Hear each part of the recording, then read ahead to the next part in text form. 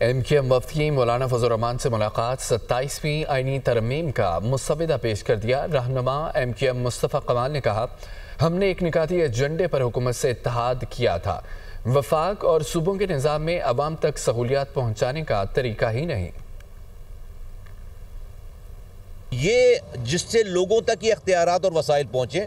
तो MQM का ये ड्राफ्ट इस दफ़ा 27वीं तरमीम में वज़ीर आज़म पाकिस्तान ने इस बात का इंदिया दिया है कि जो वादा उन्होंने 1 साल पहले किया था कि 27वीं आईनी तरमीम जब आएगी तो हम इसकी हिमायत करेंगे, उनकी हिमायत हमारे साथ है। आज हम इस मुसव्वदे को लेकर, हमारे बुज़ुर्ग हैं, बड़े हैं, पाकिस्तान की सियासत में बहुत बड़ा नाम है, एहतराम है, जनाब मौलाना फजल रहमान साहब के पास, उनकी टीम के पास हम हाज़िर हुए थे।